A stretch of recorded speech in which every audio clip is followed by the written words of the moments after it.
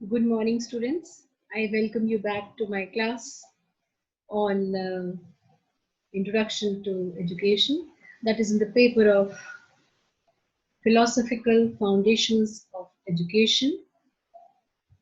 मैं डॉक्टर रोली राय आपका स्वागत करती हूँ. I welcome you to this class in the unit 1 of this paper, BED 2101. आपके इस बीएड कोर्स के पहले सेमेस्टर में ये पहला पेपर है.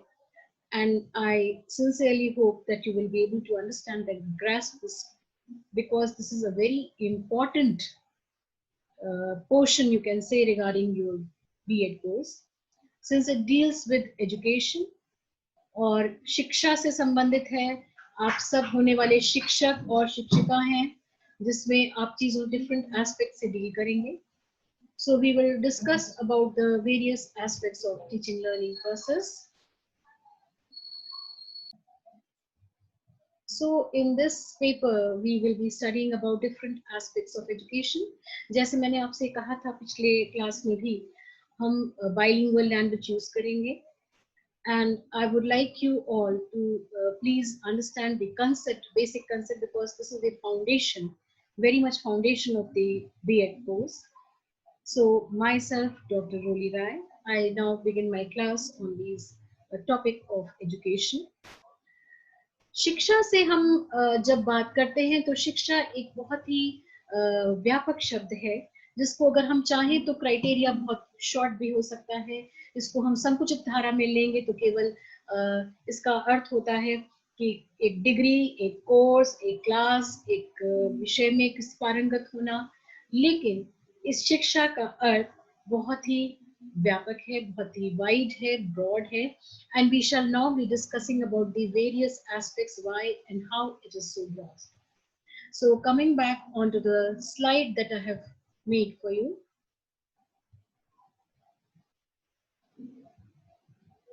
So we shall be studying about the different aspects of education.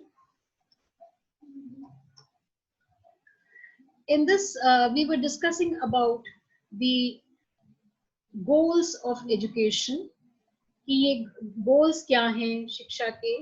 So goals of education means कि जो achievers हैं जीवन में, जो life में inspiration होता है, जो motivation मिलता है, तो different barriers को, different aspects को cover करने के लिए, different aspects को involve करने के लिए, what is required is how to bring about those changes, those aspects.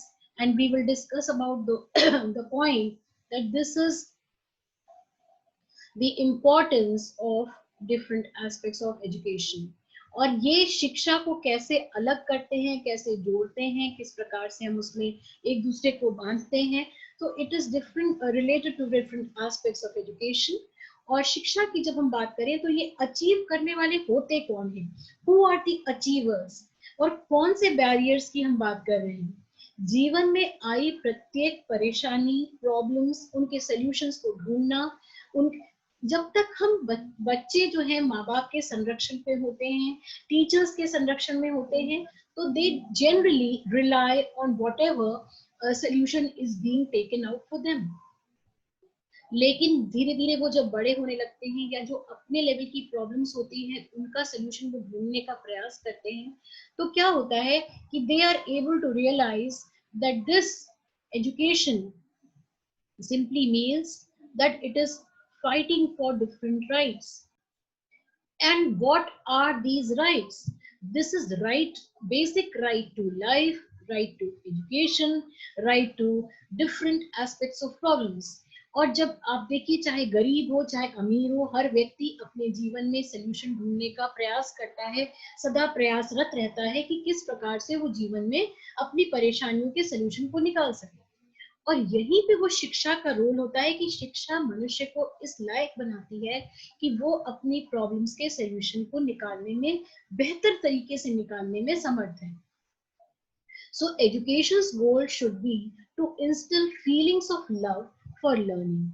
Education should not be an experience limited to one's youth years. It should be a lifetime experience. ये जीवन की सारे जो निचोड़ है, जो सारे प्रॉब्लम्स हैं, सॉल्यूशंस हैं, जीवन के सारे अनुभव हैं, उन एक्सपीरियंसेस के माध्यम से, by the medium of you can से experiences that a child or that a human being has accumulated in those period of time, it is the duty to attain different aspects of learning. और यहीं पे मनुष्य उस learning के, उस process के दौरान गुजरता है जब वो सॉल्यूशंस निकालने में समर्थ होता है। लेकिन वो सॉल्यूशन कितना बेहतर निकाल पाता है, ये उसकी एजुकेशन किस प्रकार की हुई है। For example, I tell you simple enough example कि कई बार बच्चे, supposing you have nuclear families, उन न्यूक्लियर फैमिलीज में क्या होता है कि एक सिंगल चाइल्ड है मे बी, और उस बच्चे को हारना नहीं आता, उस बच्चे को डिफीट एक्सेप्ट करना नहीं आता। क्यों नहीं आता? क्योंकि उसके पेरेंट्स ने नहीं सिखाया, क्योंकि उसके पेरेंट्स उसको जीतने देना चाहते हैं। वो उनका इकलौता बच्चा है, वो घर में उसको कोई, मानिए कोई छोटा सा गेम भी खेल रहे हैं, कोई भी गेम खेल रहे हैं, तो उसमें प्रयास यही करते हैं कि कोई बात नहीं, तुम जीतोगे, अरे वाह मेरा बेटा जीत गया, अरे मैं तो हार गई, अपने बच्चे से हार गई, अरे तुम जीत गए। What is that? That is the feeling of winning that the child is learning all through that time period. And when the child goes to school, the child is not able to accept defeat. The child goes on fighting, goes on making an issue when he realizes that it is simply a question of feeling defeat. तो ये जो गोल है, ये जो memorisation है, that turns off the desire to learn, वो memorisation जो एक सीखने की प्रक्रिया है, जो सीखने का एक चाव है, मेमोरी है, उसको हरा देता है, उसको रोक देता है। उसमें एक्सपेक्ट करते हैं लोग कि जो फीलिंग ऑफ लव है, लर्निंग है, ज्ञान के प्रति प्रेम है, जो सीखने की एक चाह है, एक लगन है, उसको कर्ब कर देता है, उसको मार देता है। और जो एक्सपीरियंस है वो केवल इंसान के यूथ से रिलेटेड नहीं है। अगर बचपन में भी कभी कहते हैं कि दूध का जला छाछ भी फूक फूक कर पीता है, इसका क्या मतलब है कि यदि आप मिल्क से, गर्म दूध से जल गए हैं, तो कई बार वो व्यक्ति जो छाछ है, मतलब जो ठंडी छाछ है दही की, उससे भी वो फूक कर करता है या लर्न करता है एक्सपीरियंस से। So that means a child is learning via this medium of experiences. It is at no count that you can say that this experience is gone. अगर मानिए घर में कोई किसी व्यक्ति के साथ में नहीं, बल्कि किसी भाई बहन के साथ में, किसी फ्रेंड के साथ में, किसी नेबर के साथ में कोई इंसिडेंस होता है, the child automatically grasps this in the mind and tries to and retains it and learns from that experience also.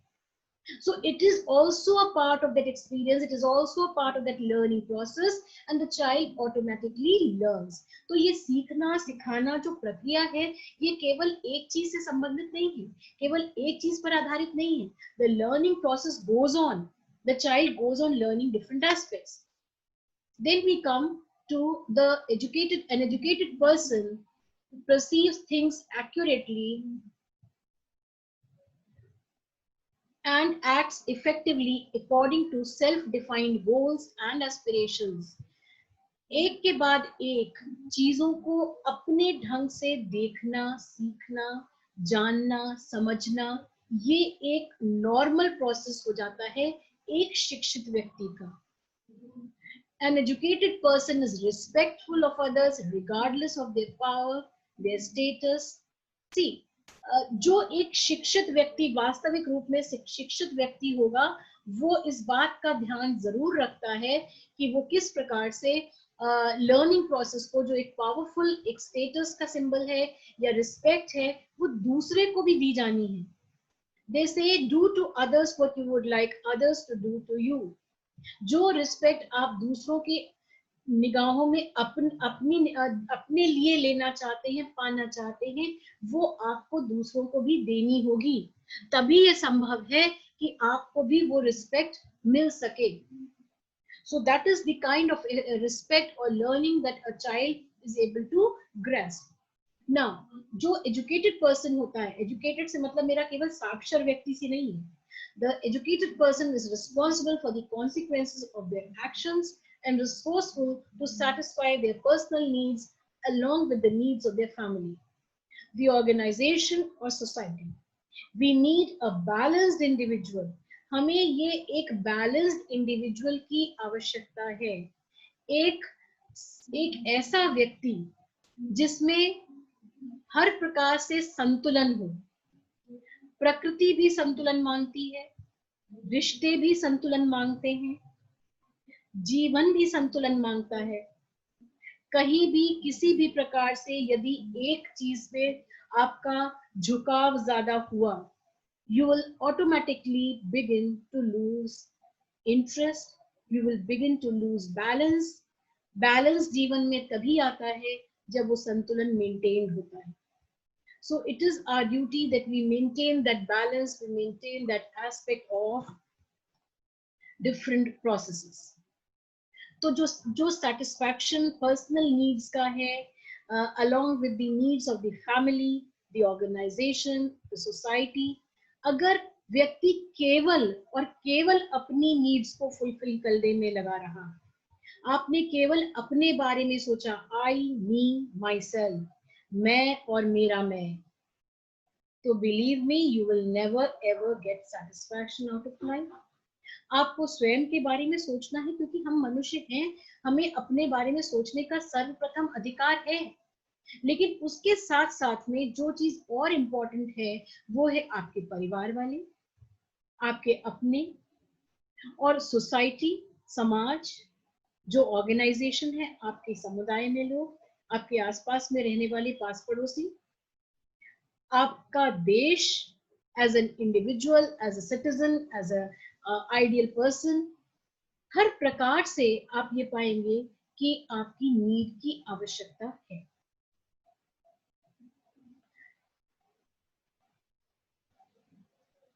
Then we come to education is the means and not the end. ये अहम बात क्यों है? कई बार हम सोच लेते हैं कि अगर शिक्षित हो गए तो काम खत्म. केवल शिक्षित होना संभव नहीं है कि केवल एजुकेशन, अगर एजुकेटेड है तो सफिशिएंट है, नहीं. एजुकेशन इज द मीन्स, वो एक जरिया है, वो एक माध्यम है, वो अपने आप में अंत नहीं है. Education can never be the mean, never be the and in itself. Education तो ले जाने वाला, रास्ता दिखाने वाला एक प्रोसेस है, जिसके माध्यम से एक व्यक्ति अपने आप में पर्सनालिटी को आगे बढ़ाता है, एक बेहतर इंसान बनाता है, हमारे माइंड में एनर्जी को स्टोर करता है, डिफरेंट नॉलेज डिफरेंट प्रकार की नॉलेज को रखता है, नई तरीके की इंफॉर्मेशन को, ज्ञान को सामने लाता है, and to reflect on the, or you can say, authenticity, the question their cognitive distortions and which they deal with them is effectively. ये सब प्रकार से इसको इफेक्टिव बनाना, ज्यादा बेहतर बनाना, लर्निंग प्रोसेस को ज्यादा कैसे इंटरेस्टिंग करना, ये सारी चीजें प्रोसेस हैं. और उस प्रोसेस के अंतर्गत हमें ये समझने की जरूरत है कि कैसे हम इस टीचिंग लर्निंग प्रोसेस को ज्यादा इंटरेस्टिंग बना सकते हैं. और जब इंटरेस्टिंग बनाएंगे तो वो रिटेन करेगा व्यक्ति, उसमें क्यूरियोसिटी आएगी, नए तरीके से चीजों को ग्रैस्प करेगा, नए तरीके से सॉल्व करेगा, जो प्रॉब्लम्स आएंगी उनको सॉल्व करने के लिए, उनको सोल्यूशन निकालने के लिए प्रयत्नशील रहेंगे. So achieving the status of being education does not require a teacher or an institution.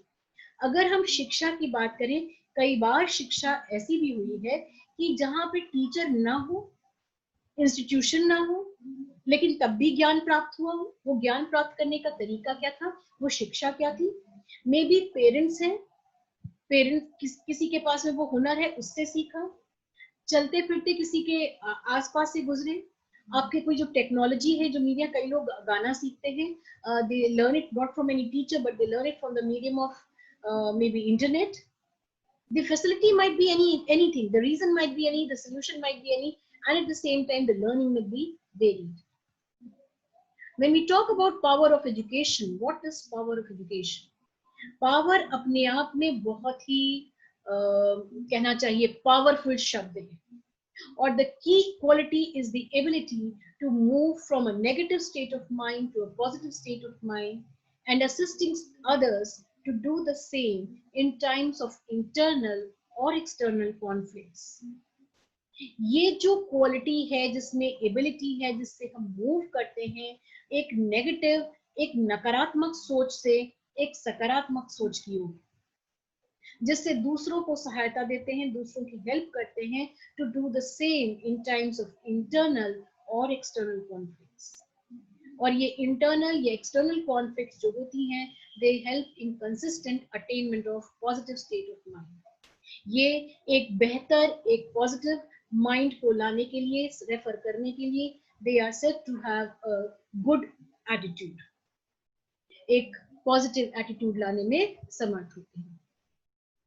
तो जिस हम नेगेटिव, नकारात्मक सोच की हम बात कर रहे हैं, वो नकारात्मक सोच होती क्या है?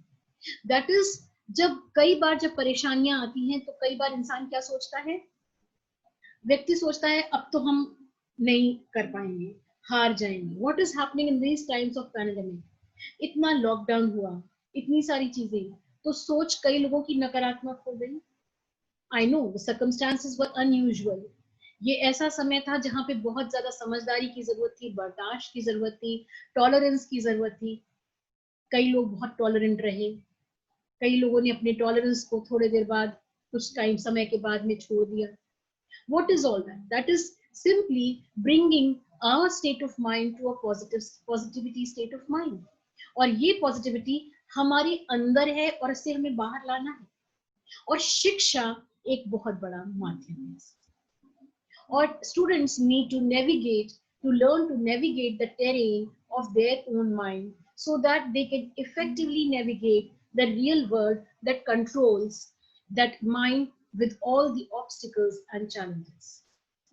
जीवन में आ रही प्रत्येक समस्या, बाधा, परेशानी, एक हमें उकसाने वाली समस्याएं, हमें चैलेंजेस देने वाली समस्याएं, उनमें से कैसे स्मूथ ढंग से निकल जाना है, कैसे नेविगेट करना है, अपने माइंड को कैसे बिहेव करना है इन दिस रियल वर्ल्ड, ये ही वास्तविक शिक्षा है। शिक्षा केवल किताबी शिक्षा नहीं है, ये हमको तैयार करती है जीवन के लिए, जीवन में आ रही परेशानियों के लिए।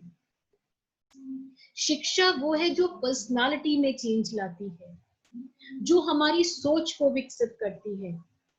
जैसे नदी बहती है ना, पानी बहता है, तो नदी बहती रहती है, निरंतर बहती है, और आप नदी में खड़े हो जाएं तो वो पानी बह के निकल जाएगा। आप उसी पानी तक सीमित नहीं रहेंगे, वो वही पानी नहीं है, और आप भी वो वही नहीं है, क्योंकि पानी बहकर निकल गया। आपकी सोच भी बदल जाएगी, आप में परिवर्तन आएंगे, everything changes, and that will bring automatic changes in life system. ठीक है? So now when we talk about these changes, it simply refers to how we can bring about education is what education means. शिक्षा वही है जो शिक्षा हमें बनाती है। शिक्षा हमें क्या बनाती है? अगर हमें शिक्षा ने बहुत दुनियावी बना दिया है, अगर शिक्षा ने हमें मटीरियलिस्टिक बना दिया है, if the education has made us simply epitomes of knowledge, power, money, beauty, it simply means it is restricted.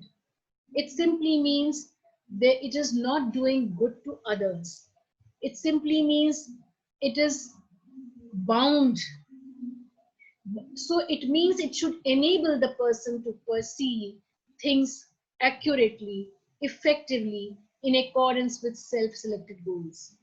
हर मनुष्य का ध्येय, हर मनुष्य का गोल अलग होता है, डिफरेंट होता है, लेकिन किसी का भी गोल सीमित या बाधाओं में रखने वाला या बाधाओं में केंद्रित करने वाला नहीं होता। वो ये नहीं कहता कि केवल मैं ये कक्षा ही पास करनी है, लॉन्ग टर्म गोल की बात कर रहे हैं। It nowhere means that education is going to be such that it is going to relate to us in terms of simply different aspects leading to us in times of changes. ये जो changes हैं, ये हमें बदलाव लाती हैं and हमें ये परिवर्तन लाने में बाध्य करती है।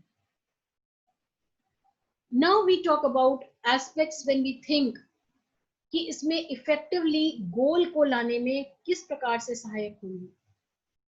तो सहायक ये इस प्रकार से होती हैं कि दे simply bring about a change in the system of education.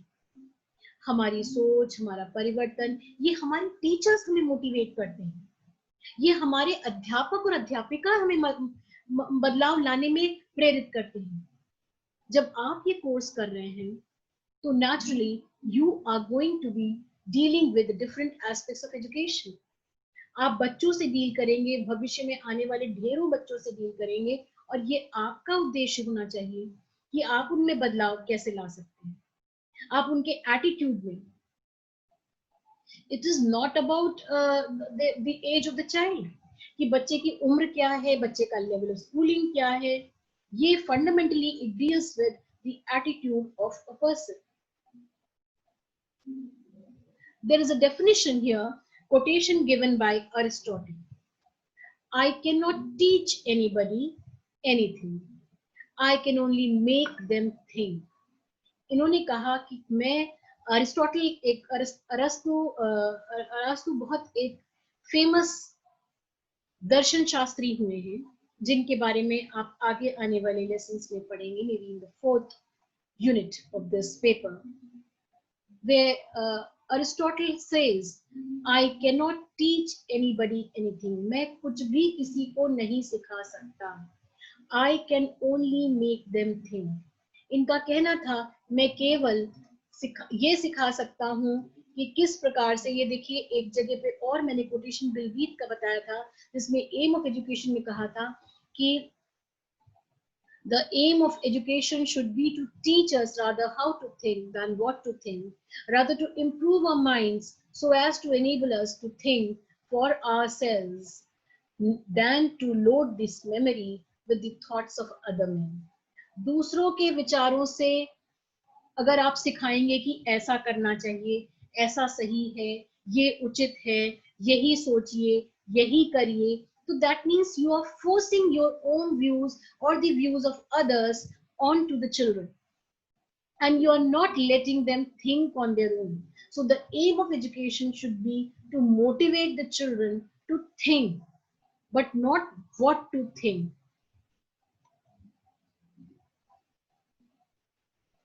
So here we talked about this education, meaning I cannot teach anybody anything, I can only make them think. So this is an important quotation when they talk about how they can make them think.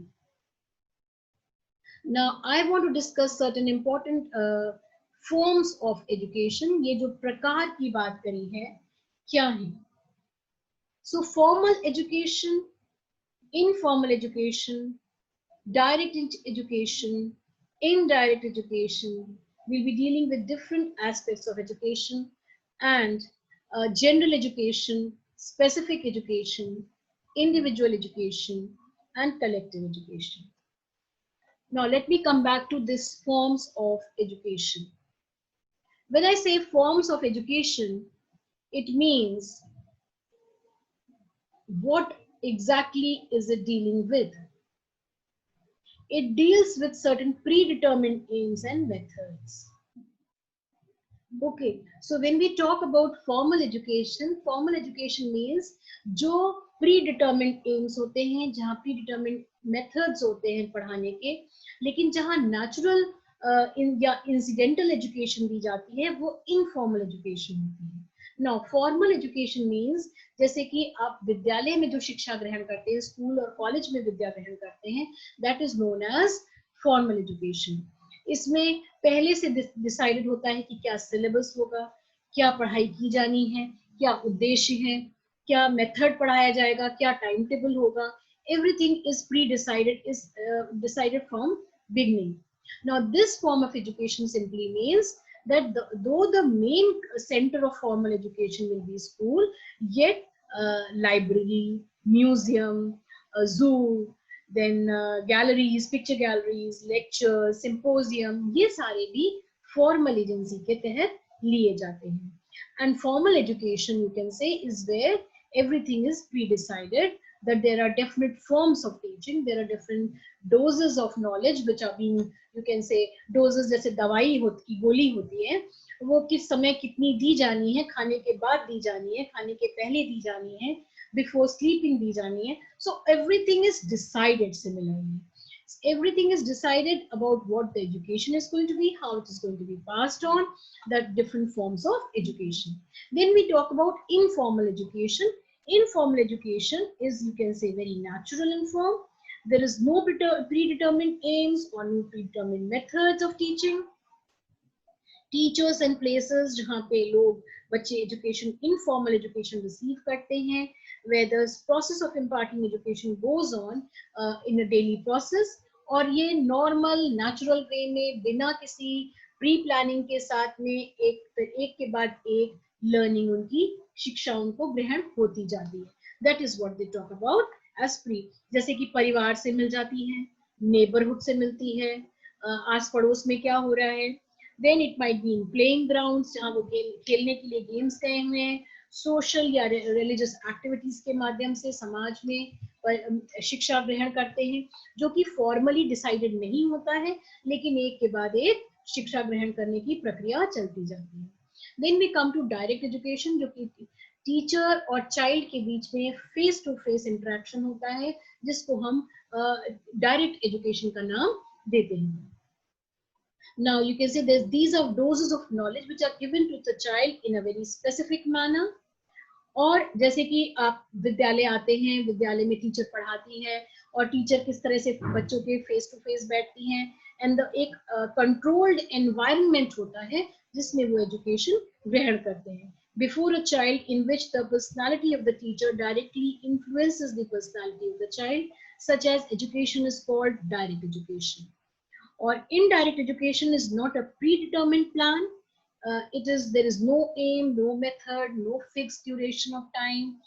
कोई direct face to face interaction नहीं होता है, मगर indirect learning होती जाती है natural form में, जिसमें बच्चों के interest और need को ना ध्यान में रखते हुए अपने experiences के माध्यम से this is an indirect form of teaching learning process. और ये जो दूसरी एजेंसीज हैं इनडायरेक्ट एजुकेशन के तहत, वो इनफॉर्मल या एम्स ऑफ पर्पस को डिफरेंट तरीके से डील करती हैं. So these are different forms. Then we come to different forms of education में जनरल एंड स्पेसिफिक एजुकेशन. जब जनरल एजुकेशन की हम बात करेंगे तो that is relating to liberal education for all. Liberal education means एक पर्टिकुलर एज ग्रुप तक, certain age तक कंपलसरी होती है कि वो शिक्षा जनरल एजुकेशन के तहत आती है, and the children are provided with that kind of education. So this is a general education is also called as liberal education, you can say. And the aim of education is imparting general education to students up to a certain age of level या age या stage आप कह सकते हैं. और general education is used to impart general and sharpen the intellect, you can say, of the child who is able to lead a general life. और specific education का specific उद्देश्य होता है, जैसे कि कभी मेडिकल एजुकेशन के लिए, इंजीनियरिंग की एजुकेशन के लिए स्पेसिफिक पर्पस होता है, और इसके लिए बच्चे को स्पेसिफिक तैयारी करनी पड़ती है, स्पेसिफिक वोकेशन मिलता है, एंड द एटीट्यूड और the interest is accordingly developed. Then the individual and the collective education. Individual education is that education which is provided to each child separately according to his interest, inclination, need, and capacities. In such a situation, the child feels free and finds this type of education, you can say, very useful. अगर individual education की हम बात करें तो हर बच्चे को उसकी need, उसके interest, उसकी capability, उसकी psychological requirement के तहत importance दी जाती है, और बच्चे की individual needs को ध्यान में रखते हुए education provide की जाती है. Then they talk about different aspects जिसमें की learning होती है. But collective education, when we talk about collective education means relating to groups, classes, different needs, different abilities and interests. तो इसलिए बच्चों की उतनी one to one basis पे, personal level पे एक एक व्यक्ति को अलग से देखते हुए पढ़ाया या नहीं ध्यान में रखी जा सकती है, उतना साइकोलॉजिकल मेथड नहीं होता है एजुकेशन सिस्टम का। लेकिन कलेक्टिव एजुकेशन जो है वो ग्रुप में दी जाती है, बहुत सारे बच्चों को एक साथ दी जाती है। And collective education is imparted two groups. There is a timetable, there is a provision, you can say, of specific subjects and in specific duration of time, and the different levels of intelligence having different interest, different abilities, different requirements. और इन्हीं के साथ साथ में जो preparedness है, जो different pre plan methods हैं, कंटेंट मैटर है, उसको ये मेथड बहुत ही साइकोलॉजिकल ना हो के अनसाइकोलॉजिकल जरूर होता है, लेकिन उसके तहत भी ये इम्पोर्टेंस रखता है कि किस प्रकार से शिक्षा ग्रहण कराई जाती है. So you can say there are different types of this privilege of very rich class. जो आप इंडिविजुअल एजुकेशन की बात कर रहे हैं, ट्यूटोरियल की बात करते हैं, कुछ बच्चे ऐसा होता है कि कलेक्टिव एजुकेशन स्कूल में क्लास में मिलती है, लेकिन उसके अलावा वो इंडिपेंडेंट इंडिविजुअल ट्यूशन फॉर्म में, कोचिंग फॉर्म में भी लेते हैं. कई बार कोचिंग्स भी कलेक्टिव फॉर्म में होती हैं जहाँ पे ग्रुप कोचिंग्स चलती हैं, लेकिन जहाँ ट्यूटर पढ़ाते हैं वहाँ पे वो इंडिविजुअल एजुकेशन के तहत होती है. So you can see that these types of education are relating to different learning processes. और ये general education, specific education, individual education, collective education, different forms of education है. और ये आपको ध्यान में रखना है कि अगर हम शिक्षा की बात करते हैं तो फॉर्मल, इनफॉर्मल एजुकेशन. फॉर्मल क्या है? जिसमें सब कुछ पहले से पूर्व निर्धारित है, उद्देश्य पता है, एम्स पता है. और इनफॉर्मल वो है जो बिना कुछ प्लानिंग के शिक्षा होती जाती है, लर्निंग होती जाती है. But at the case of direct education, teacher child to child, face to face, teacher and child के बीच में रिलेशनशिप, एक अच्छी रैपोर्ट स्थापित होती है, एक डायरेक्ट अंडरस्टैंडिंग डेवलप होती है. जैसे for example right now we are going through a formal education, but at the same time it is not direct education because it is not face to face. And अगर हम बात करें general या specific, तो yes, ये आपकी specific education है which is relating to your B.Ed course.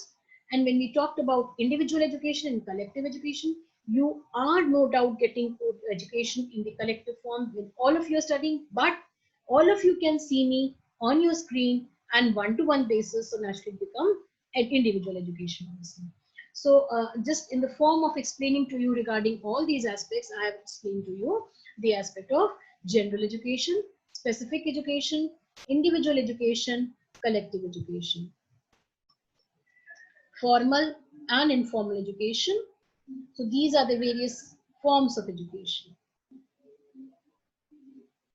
Now I come to the point that what exactly does education mean? Education, we can say, is it deals with truly educated individuals who can modify, who can build up the society and be instrumental in bringing about peace, harmony and prosperity in the world around. हम जिस समाज में रहते हैं, जिस जगह पे हम पढ़ते हैं, जिन लोगों के बीच में रहते हैं, it deals with various aspects. और ये सारे एस्पेक्ट्स हमारी शिक्षा को, हमें किस प्रकार से हम शिक्षित हुए हैं, क्या हम नैरो सेंस में एजुकेशन पे हम स्थायी होते हैं, या हम ब्रॉड पर्सपेक्टिव की बात करें तो हम वास्तविक रूप से शिक्षित हैं, ये बहुत अधिक मायने रखता है. So you can say when we talk about education and different forms of education, we have to realize that these are the points relating to us. We have to educate children. See, now your role is very important because education is very powerful tool in the hands of human beings. और बच्चे अधिकतर अपनी teachers को follow करते हैं, imitate करते हैं, उनको अपनी रोल मॉडल बनाते हैं, and we have to see that the children learn from them. तो कोई भी ऐसा रोल मॉडल आप नहीं चाहेंगे बच्चों के लिए जो आपको गलत तरीके से निकले.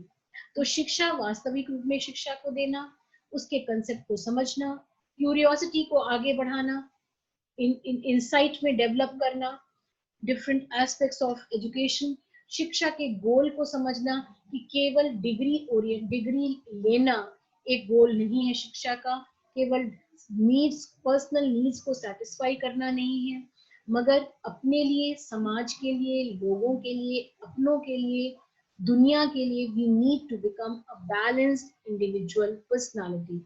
So this is the learning process that we talk about, and education naturally moves in a better form. So how to achieve, how to bring this goal of education truly in the form of education is exceptionally important.